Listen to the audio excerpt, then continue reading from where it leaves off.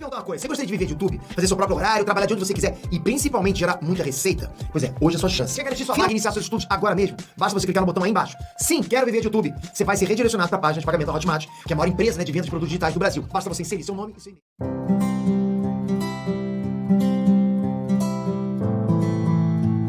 Uma excelente notícia para a Rússia, porque os europeus vão demorar um bom tempo para cuidar da sua própria segurança. Alguns países provavelmente adquiririam armas nucleares para se proteger, já que não tem mais o apoio americano. Mas isso teria consequências ruins também para o Japão, Coreia do Sul e Taiwan, justamente. Naquela região, porque o Japão, após a Segunda Guerra, também não tinha exército e tal, e o Japão está começando a se proteger também. É a mesma lógica. Então, esse movimento é por quê? Por causa disso também? Isso, porque há uma percepção de que talvez não seja prudente a gente só depender da promessa americana de que qualquer problema que a gente tiver, os Estados Unidos estarão lá para nos proteger. A sinalização do Trump em relação à Europa foi muito mais forte. Assim, o Trump disse explicitamente aos europeus: vocês precisam se virar. A gente não... E de certa forma, a Alemanha realmente teve aí um acordo muito vantajoso, né? A Alemanha não teve que cuidar da sua própria segurança, então investiu todo o seu dinheiro. Em vez de comprar tanques, construiu universidades, escolas, estradas, usinas nucleares. Então teve aí um retorno social desses investimentos muito grande, enquanto quem bancava a segurança alemã eram os Estados Unidos.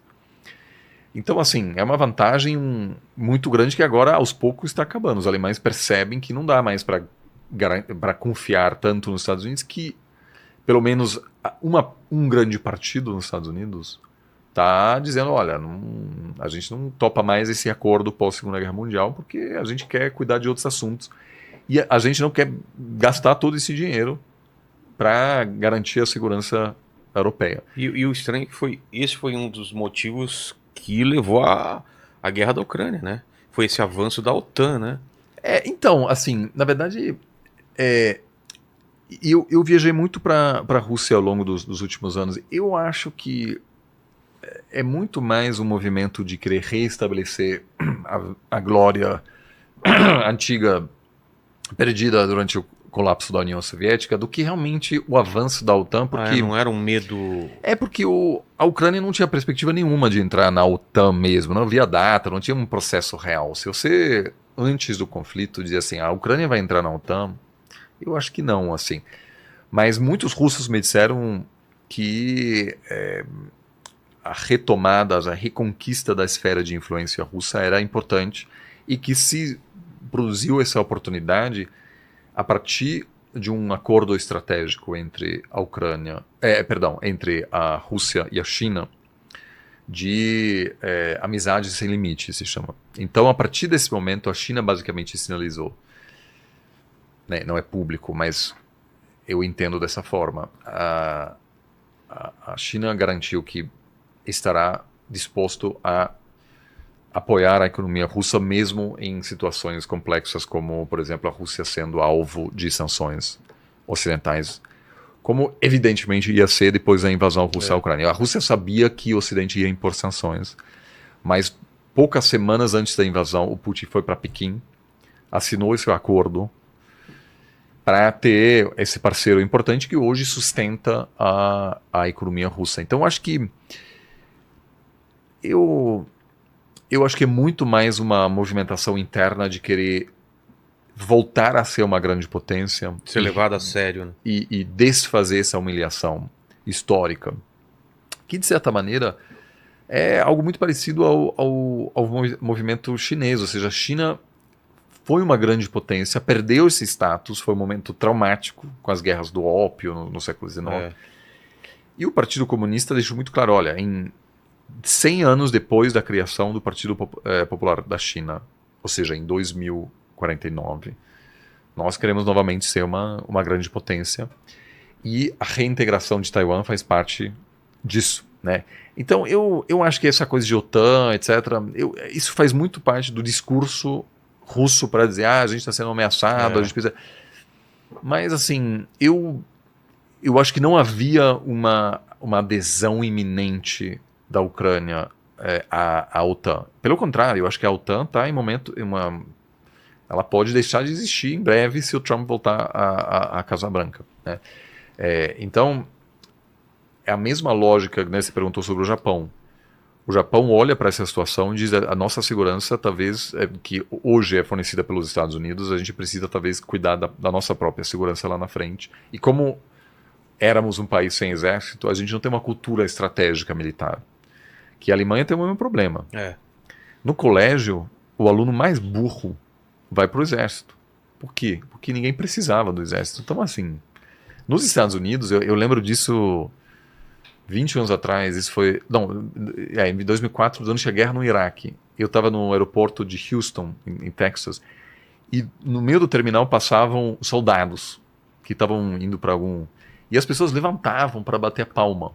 Assim, todo o terminal, centenas de pessoas, de maneira espontânea, para prestigiar esses soldados americanos que estavam lá viajando para algum lugar.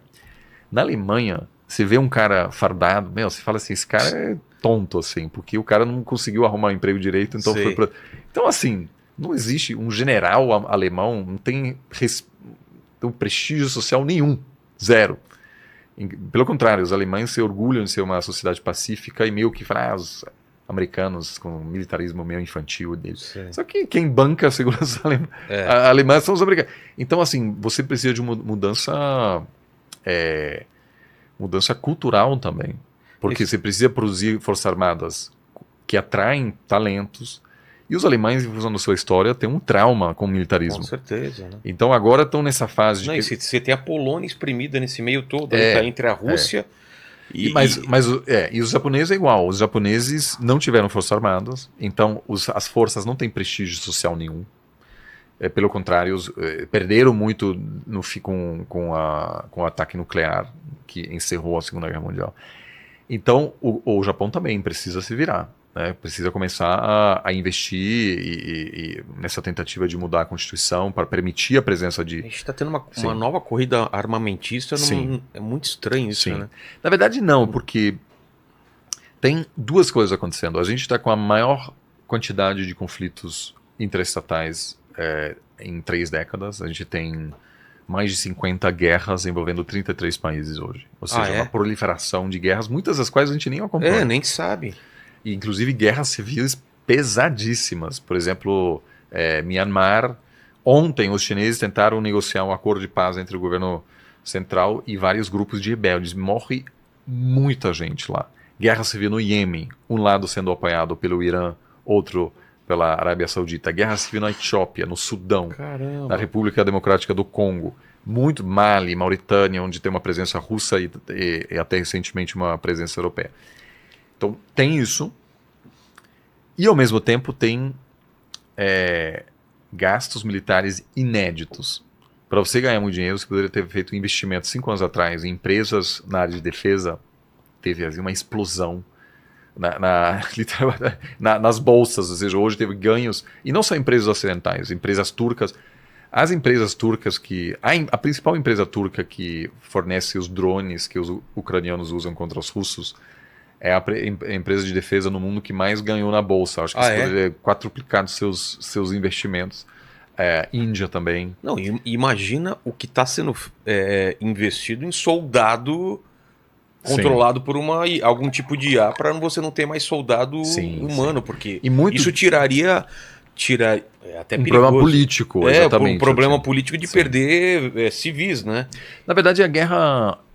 na Ucrânia já é uma guerra assim, da próxima geração, porque são os drones. Quem comanda esses drones são pessoas que não estão tão perto do campo de batalha, então os drones ainda há, em função de uma limitação tecnológica, os que manuseiam, e os pilotos dos drones estão relativamente perto, inclusive são alvos dos ataques. Por exemplo, os russos tentam localizar e matar os soldados ucranianos que estão pilotando os drones. Só que daqui 2, 3 anos, você pode pilotar um drone estando do outro lado do mundo. Daqui, né? Então esquece isso. Assim. Então já estamos entrando nessa fase.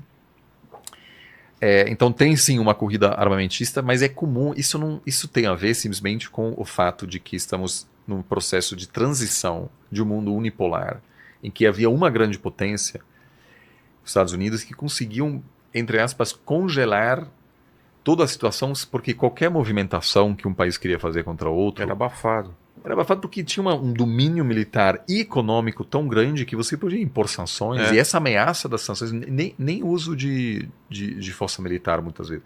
Era os Estados Unidos dizer, se você fizer isso, a gente impõe sanções, cara, acabou.